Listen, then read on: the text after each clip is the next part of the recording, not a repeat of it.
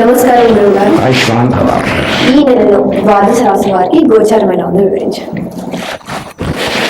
సర్వమంగళ మాంగళ్యే శివే సర్వార్థ సాధకే శరణ్యే త్రయంబకీ దేవి నారాయణీ నమోస్తుతే. ఓం గం గణపతియే నమః. ఓం శ్రీ గురుభ్యో నమః. ఆగస్టు నెల ద్వాదశ రాశి ఫలితములలో ముందుగా చెప్పుకునేది ఏంటంటే 1, 2, 3, 4వ తారీఖు వరకు కూడా ఆషాఢ మాసమే ఉంది. 4వ తారీఖు నాడు అమావాస్య. అమావాస్య వెళ్ళిన తర్వాత నుంచి శ్రావణ మాసం 5వ తారీఖు నుంచి మొదలవుతుంది. అయితే ద్వాదశ రాశి ఫలితాలు మనం ఆగస్టు నెలలో చెప్తున్నాం కాబట్టి ఆగస్టు 1 నుంచి చెప్పాలి. 1వ తారీఖు అని చెప్పాలి. అంతేగాని 5వ తారీఖు శ్రావణ మాసం వచ్చింది కదా శ్రావణ మాసం అని చెప్పాలన్నది కరెక్ట్ కాదు. ఈ యొక్క విధానంలో మొట్టమొదటగా తిథి వార నక్షత్ర యోగకరణాలని అయి ఉంటాయి. అవి ముందు మనం తెలుసుకోవాలి. అంటే శ్రీ క్రోధినామ సంవత్సరం, ఈ సంవత్సరం పేరు క్రోధినామ సంవత్సరం, అది తెలుగులో చెప్పుకున్నది. అలాగే బహుళ ద్వాదశి 1వ తారీఖు నాడు గురువారం, మృగశిర నక్షత్రం, వ్యాఘ్ర యోగము, తైతుల కరణం, తిరిగి వార నక్షత్ర యోగ కరణాలు ఈ రకంగా ఉంటే మేషరాశి ఎందు ఏ యొక్క గ్రహ సంచారము లేదు. వృషభ రాశి ఎందు గురు సంచారం జరుగుతుంది. అలాగే కుజుడు కూడా వృషభ రాశిలోనే ఉన్నాడు. కుజ గురుడు ఇద్దరు కూడా కలిపి ఉండడం మంగళప్రదమైన విధానం. అలాగే తృతీయ స్థానమైన మిథున రాశిలో చంద్రుడు ఉన్నాడు. అలాగే మేషరాశికి చతుర్థ స్థానమైన కర్కాటకంలో రవి ఉన్నాడు. అలాగే పంచమ స్థానమైన సింహరాశిలోని బుధ శుక్రులు కలిపి ఉన్నారు. బుధ శుక్రులు ఇద్దరు కలిపి ఉండడం కూడా ఒక యోగమైన యోగమైన చెప్పాలి. అలాగే కన్యారాశి యందు కేతువు, కుంభరాశి యందు శని, మీనరాశి యందు రాహు. గ్రహ సంచారం ఈ రకంగా పరిణమించింది. గురుగారు, మరి ఈ ఆగస్టు నెలలో మకర రాశి వారికి ఎలా ఉండబోతుంది? మకర రాశి, ఈ మకర రాశి క్రోధినామ సంవత్సరంలో మకర రాశి ఉన్న పరిస్థితులు అంటే మకర రాశి వారు చాలా మేధావులు, తెలివైన వారు, మెమరీ ఎక్కువ ఉంటుంది వీళ్ళకి. చిన్న చిన్న విషయాన్ని కూడా చాలా రోజులు గుర్తుపెట్టుకుంటారు. అలాగే ప్రమాదకారులు కూడా నుండి ఈత గొడవగా పడిందంటే పైకి నవ్వుతూ ఉంటూ అది మర్చిపోకుండా దాని మీద చర్య తీసుకుంటారు. అటువంటి విధానాలు ఉంటాయి. అయితే మకర రాశికి ఏలినాటి శని ప్రభావం కూడా ఉంది. కొద్దిగా ఇబ్బందికరమైన పరిస్థితుల్లోనే నడుస్తుంది. మకర రాశి వారికి ఏలినాటి శని ప్రభావం ఉంది, కుంభరాశి వారికి ఉంది, మీనరాశి వారికి ఉంది. కాబట్టి ఈ యొక్క విధానాల వల్ల చేసే పనుల్లో ఒడిదుడుకులు పాలవుతారు. చేసే పనిలో నిశ్చితత ఉండదు.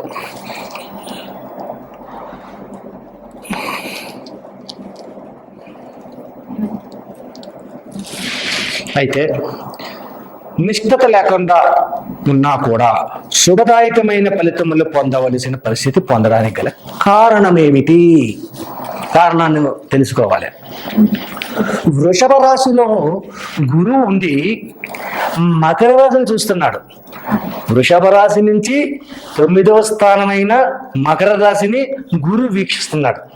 ఎప్పుడైతే గురువు మకర రాశికి ఆధిపత్యాన్ని వహించింది శని భగవానుడు.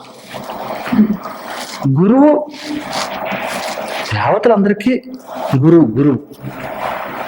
అటువంటి వీళ్ళిద్దరూ సములు, మిత్రులు కాదు, సములు. అంటే మిత్రత్వం కూడా అదో కలిసి ఉంటుంది. సమతత్వం కలిగిన వాడు, శత్రుతత్వం లేదు. అటువంటి సమతత్వం కలిగిన వాళ్ళు కాబట్టే ఈ యొక్క మకర రాశిని గురువు ఎప్పుడైతే వీక్షణ చేశాడో శుభదాయకమైన ఫలితములు వస్తున్నాయి. చేయాలనుకున్న పనులు కొద్దిగా ఆలస్యమైన,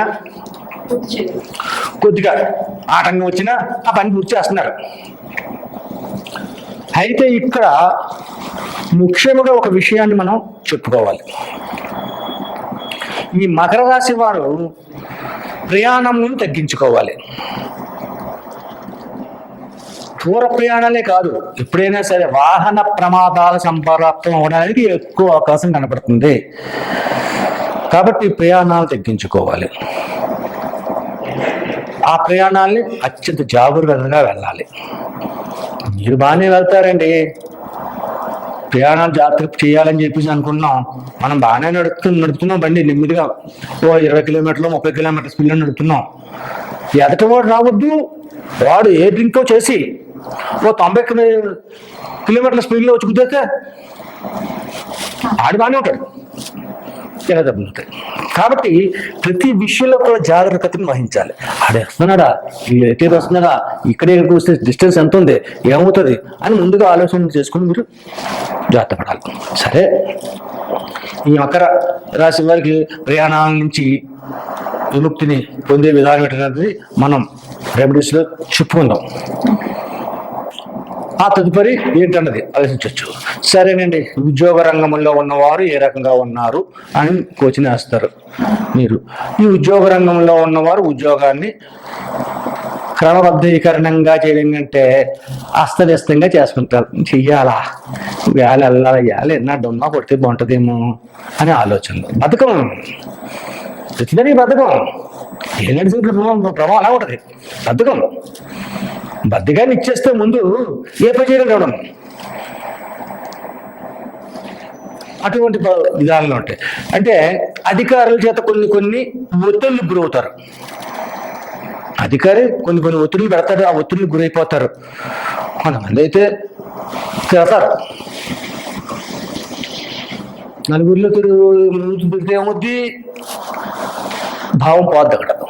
అటువంటి భావాలు వస్తుంటాయి. అటువంటి రాకుండా ఉండడానికి మనం చేసే రెమెడీస్లో ఉన్న విధానం తర్వాత చెప్పుకున్నాం. తదుపరి భార్యాభర్తల విధానం ఏ రకంగా ఉందయ్యా. భార్యాభర్తలు సఖ్యతగా ఉన్నారా లేదా? సఖ్యత లేదు. ఇక్కడ ఒడిదుడుకు గురవుతున్నారు. అంటే నాకు అది కాలేదు, ఇది కాలేదు, ఇది చేయలేదు, అది చేయలేకపోతున్నారు. ప్రతి దాని గురించి కేసరింపుగా ఉండే విధానంగా రాదు. విడిపోతారని చెప్పట్లేదు. కొన్ని రాశుల వారికి విడిపోతారని చెప్పమని పరిస్థితి వచ్చింది, చెప్పేసాం. మకర రాశి వారికి లేదు, విడిపోరు. ఏమీ కోర్టు వ్యవహారాలకు వెళ్ళిపోయేంత, పోలీస్ కేసులు వెళ్ళిపోయేంత ఇలాంటివి ఏమి ఉండవు. భార్యాభర్తల మీద తగవలు ఉంటాయి. తగవలు లేకుండా భార్యాభర్తలు ఉంటారు. సంసారం ఉన్న తగ్గు కూడా ఉండాలి, లేకపోతే రుచి ఉండదు, ఉప్పు లేని కూరైపోతాయి. అటువంటివి ఉంటాయి భార్యాభర్తల విధానంలో. ఇక విద్యార్థులు కూడా ఎలాగుందయ్యా, వీళ్ళకి బద్దకమే, బద్దకిస్తున్నారు. విద్య ఎందు బద్దకిస్తే వెనకండు పడుతుంది.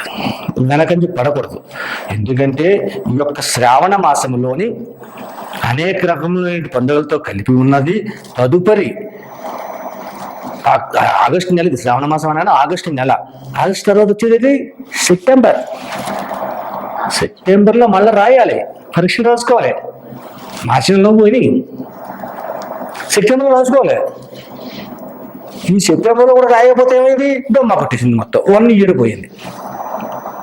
కాబట్టి ఇక్కడ బద్ధకం పనికిరాదు. బద్ధకం పనికిరాదు కాబట్టి ఆ బద్ధకం ఉండండి, శ్రద్ధగా చూపితే ఈ ఎదరికి వెళ్తారు. మార్చి నెలలో పోయింది, సెప్టెంబర్ నెలలో రాసుకుందాం అనుకున్న ఆలోచనతో నువ్వు ఆగిపోయేవారు అయితే సెప్టెంబర్ వచ్చేసింది, 1 నెల రోజులే ఉంది. ఇవాళ 1వ తారీఖు, 31 రోజు తీరు ఎరుగుద్ది. సెప్టెంబర్లో వెళ్ళేసాను, మళ్ళీ ప్రిపేర్ అవ్వాలి కదా, చదవాలి కదా. చదవాలంటే ఇక్కడ అన్న అవకాశాన్ని తెచ్చుకోవాలి కదా. తెచ్చుకోవాలంటే నువ్వేం చేయాలి, నేను చెప్తాను రెమెడీ. ఆ రెమెడీని పాటించండి. ఈ భార్యాభర్తల మధ్యన ఉన్న కలతలు కానీ, ఉద్యోగ రంగంలో ఉండి ఇబ్బందులు పడుతూ అధికారుల చేత ఇబ్బందులు పడే పరిస్థితులు కానీ, లేకపోతే వివిధ రంగాల్లో ఎవరో వచ్చి గుద్దేస్తాడని, యాక్సిడెంట్ అయిపోతుందని బాధలు కానీ, ఇటువంటి ఎట్లయితే ఉన్నాయనుకున్నాయో అన్నాటికి సంహారం జరిగేది మనం చెప్పుకోవచ్చు. మకర రాశి వారి యొక్క చేతి వృత్తులు చేయవారికి కూడా ఇబ్బందికరమైన స్థితే. అన్ని రంగాల వారికి ఇబ్బందికరమైన స్థితి. వీళ్ళకి బాగుంది, వీళ్ళకి బాగోలేదు అన్నది లేదు. అన్ని రంగాలు సమస్త. కాబట్టి ఈ సమస్త రంగాల వారికి ఉపయోగకరమైన స్థితిని పొందాలంటే ఏం చెయ్యాలి? పరిహారం ఏం చేస్తే తీరుతుంది? చాలా చక్కటి పరిహారం ఉంది. ఏంటో వారం పూజ శుక్రవారం వరలక్ష్మి వ్రతం శుక్రవారం. చమంతి పూజ వచ్చింది. 108. ఈ యొక్క మాసములో వరలక్ష్మి వ్రతం అనేది వస్తుంది. ఈ వరలక్ష్మి వ్రతంలో ఆడువారు మాత్రమే పూజలు చేస్తారు అని అంటారు. వరలక్ష్మి వ్రతాన్ని ఆడువారు మాత్రమే చేస్తారు, మగవారు చేయరు. అసలు లేదు, మగవారు చేయనక్కర్లేదు. అయితే ఏం చేయాలంటే 108 చామంతి పుష్పాలను తీసుకురండి వరలక్ష్మి వ్రతం రోజునాడు. పసుపు రంగు. పసుపు రంగు కలిగినటువంటి చామంతి పుష్పాలు తీసుకురండి. కాడలు తెంపేయకండి, పూర్తిగా చిన్న కాడ ఉండాలి. రేఖలు దించేసుకుంటే ఎక్కువ వస్తాయి కదని చెప్పి రేఖలు దించేయకూడదు. 108 పుష్పాలు తీసుకురావాలి. అలాగే వరలక్ష్మి మాత కొంతమంది కొన్ని విధాలుగా పూజ చేస్తారు, కొంతమంది ఇంకొక రకంగా చేస్తారు. ఎవరికి వచ్చిన విధానంలో ఎవరు ఆనవాయితీని బట్టి వారు పూజించుకోండి. ఒక బంగారు లక్ష్మి రూపు అనేది ఉంటుంది. ఆ రూపుని కొనుక్కొని తెచ్చుకొని అది పూజలో పెట్టి ఆ పూజ అయిన తర్వాత దాన్ని మంగళసూత్రానికి కట్టుకుంటారు ఆడవాళ్ళు. అలా కట్టుకోవాలి. అయితే వరలక్ష్మి మాత పటము దగ్గర అష్టోత్తర పూజ చేస్తూ ఒక్కొక్క పుష్పాన్ని, చామంతి పుష్పాన్ని ఆమె మీదకి వెయ్యండి. ఎలా వేయాలి? పుష్పం తీసి ఎలా అగత్తి కాదు. పుష్పాన్ని చేతితో ధరించి హృదయానికి తాకించి హృదయపూర్వకంగా ఇలాగా వినయంగా హృదయపూర్వక వినయ విధేయతలో కల్పించినట్టుగా అష్టోత్తరాన్ని చెప్పాలి. అష్టోత్తర మంత్రాలు ఒకరు చదువుకుంటే ఒకరు పూజ చేయాలి. నన్ను అడిగితే ఈ అష్టోత్తరం చదువుతా ఇది చేయాలంటే మధ్యలో పాలు పంపేసి అంట. ఆ పాల మీద ఒకటి దృష్టి పొయ్యి మీద పప్పెట్టినమ్మా ఎతుకు చూడు, ఓం లక్ష్మీ నమః, ఓం ఇంద్రాయ నమః అంటే కుదరదు. ఏకాగ్రత ఉండాలి పూజలు. ఆ 108 పెట్టినప్పుడు కుటుంబ సభ్యులైన వారు పేర్లు ఎంతమంది అయితే ఉన్నారో మీకు సంకల్పం చెప్పడం వస్తే సంకల్పంలోని అది చెప్పాలి. ఈ కుటుంబ సభ్యుల పేర్లు చెప్పాలి. వైవంశతమన్నంతరే ప్రథమ కలియుగే ప్రథమ జంబూదీపే భర్తవర్షే భర్తకండే మేరు దక్షిణ విభాగే ఈశాన్య శ్రీశైల మధ్యప్రదేశే భాగ్యనగరే. హైదరాబాద్ని భాగ్యనగరం ఉంటారు. ఇలా సంకల్పం చెబుతూ ఉంటే అప్పుడు గోత్రనామాలు వస్తాయి. నాకు చెప్పడం రాలేదు, కొద్దిగా ఎక్కండి. అంటే లక్ష్మీ వ్రతం చేసిన కొద్దిగా రమ్మని చెప్పండి, కొంచెం తెలుసుకున్నామని. 100 200 500 అంతో కదా తీసుకుంటారు. ఇచ్చి పంపించండి, సంకల్పం చెప్తారు. ఇలాగ చెయ్యండి. ఈ యొక్క శని ప్రభావ దోషములు తొలగి ఈ యొక్క అష్టోత్తర పూజ చేసినందువల్ల అలా చాలా ఉపయోగకరమైన పరిస్థితులు ఉంటాయి. అలాగేనండి వరలక్ష్మి రోజు నాడు వ్రతానికి నైవేద్యంగా ఏం పెట్టాలి? ఇది పెద్ద సమస్య అయిపోతుంది. కొబ్బరికాయ అరటిపళ్ళు పెడితే సరిపోతాయండి? ఇప్పుడు చాలు. మన స్తోమతని బట్టి మనం చేసుకుంటాం. అంతేగాని స్తోమత లేని వాడికి ఏదో చెప్పేస్తే ఎలాగా, ఎంతో చెప్పేస్తే ఎలా కుదరదు. కానీ అందరికీ అనుకూలమైనది ఏంటంటే చక్కెర పొంగలి. అమ్మవారికి అత్యంత ప్రియమైనది చక్కెర పొంగలి. చక్కెర పొంగలి నైవేద్యం పెట్టండి.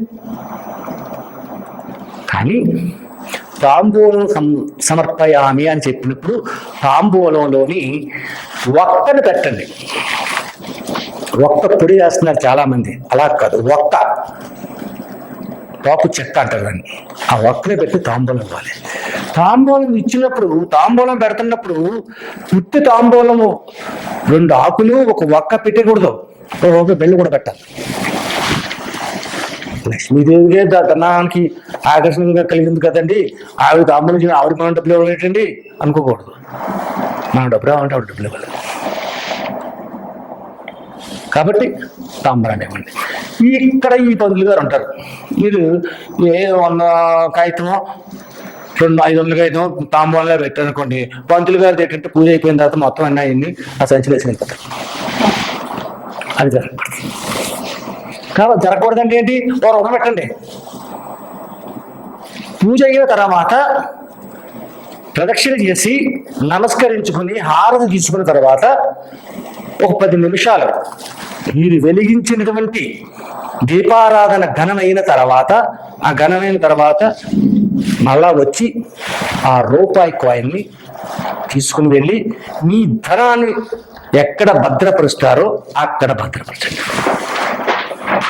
ఇంకా రూపాయి ఖర్చు పెట్టుకోవద్దు, ఇంకా ఇప్పటికి అలా ఉండిపోతుంది.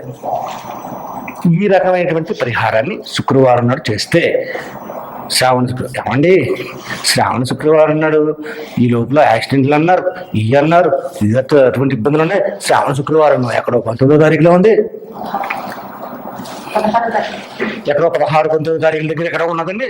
కాబట్టి 16వ తారీఖు దాకా మరి కరెంట్ 15 రోజులు అమ్మో ఇబ్బంది పడిపోతాం కదండి అనే భావన వస్తుంది. కాబట్టి ఈ మకర రాశి వారు ప్రతి ఒక్కళ్ళు కూడా ఏం చేయాలి అంటే పరమేశ్వరుని నుంచి దైవం వెలుగు శనేశ్వరుని కూడా సాధించగలిగించేవాడు పరమేశ్వరుడు ఒక్కడే. కాబట్టి మకర రాశి వారు ఈశ్వర అభిషేకాన్ని నిర్వర్తించుకోవాలి ప్రతి సోమవారము. ఈ యొక్క భాద్రపద శ్రావణ మాసంలో ఒకటే కాదు, తర్వాత కూడా జరగాలి. 12 జ్యోతిర్లింగములు అంటే ఎన్ని? 12 లింగాల దగ్గరికి వెళ్ళి నేను పూజ చేశాను అన్న వాళ్ళు చాలా అరుదు. ఏళ్లలో లెక్క పెట్టారు, 1, 2, 3, 4 ఉందా అని ఆలోచించారు. 12 జ్యోతిర్లింగాలు 12 దగ్గరికి వెళ్ళి అరుదు, లేరు అంటలేదు, అరుదుగా ఉంటారు. కాబట్టి మనం ఎలాగో వెళ్ళాం అది మనకు తెలుసు. కాబట్టి 12 సోమవారాలు అంటున్నాను నేను. ఒక్కొక్క లింగాన్ని ఒక్కొక్క చోట లెక్క వచ్చింది.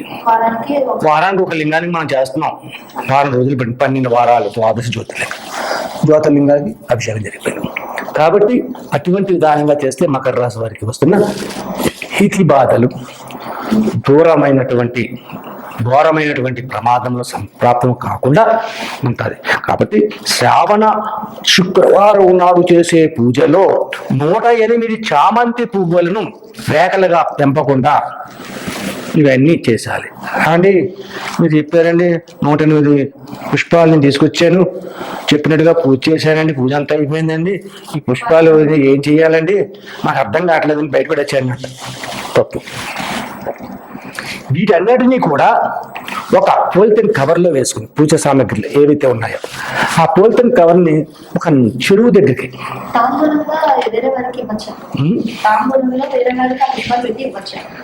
తాంబూలంలో ఇచ్చే పుష్పాన్ని ఇవ్వచ్చు, తప్పు కాదు. ధనాన్ని ఇవ్వకూడదు కానీ పుష్పాన్ని ఇవ్వచ్చు. మ్యాక్సిమం ఎంతమందికి ఇచ్చేస్తారు, ఎన్ని పుష్పాలు ఇచ్చేస్తారు పూజ చేసింది.